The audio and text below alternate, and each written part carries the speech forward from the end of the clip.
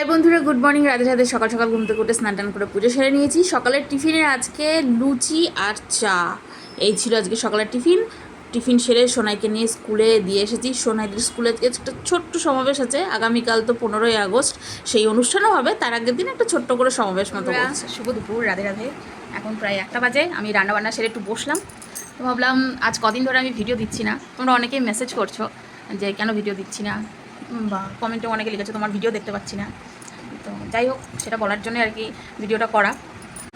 তোমরা তো দেখেছো যে কদিন ধরে আমার শরীরটা খারাপ ছিল, তার জন্য আমি ভিডিও করতে পারছিলাম না। আর তারপর সোনার পরীক্ষাও পড়েছিল। আর এখন যেহেতু সামনে 15ই আগস্ট, স্কুলে এই ফাংশান, ওই এটা শেখাচ্ছে ওটা শেখাচ্ছে, আবার প্রজেক্ট করতে দিচ্ছে সেই মানে 15ই আগস্টের ইয়েতে।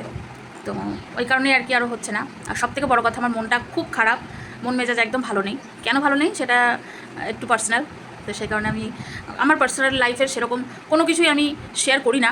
কারণ আমার মনে হয় না যে এইসব পার্সোনাল কিছু শেয়ার করে লোকের কাছ থেকে সিম্প্যাথি অর্জন করার থেকে না হয় দুঃখ কষ্টগুলো থাক ভেতরে। তো যাক, যেটুকু বলার প্রয়োজন, যাতে মানুষ আমাকে নিয়ে রহস্য না করে বা হয়তো না বলে যে ও সিম্প্যাথি অর্জন করছে ভিডিওতে বলে, তো ওই জন্যই বলতে চাই না। তো এইসব নিয়ে একটু ঘেটেছিলাম। আজকে থেকে আবার দেবো ভিডিও, দেখো তোমরা, ঠিক আছে? সোনাইকে আনতে যাবো এখন।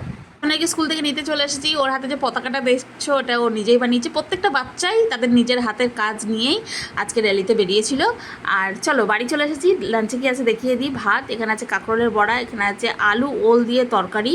এই ছিল আজকে দুপুরের লাঞ্চ। আচ্ছা, ওলের তরকারির মধ্যে 2-4টে সয়াবিন দিয়েছি, কারণ সোনাই তো এই ওল টোল খেতে ভালোবাসে না। ও খেলে হয়তো সয়াবিনটা খাবে, কিন্তু দেখো বাড়ি এসেও ঘুমিয়ে পড়েছিল, খায়নি। আমি একা একাই লাঞ্চ করেছি। টাটা।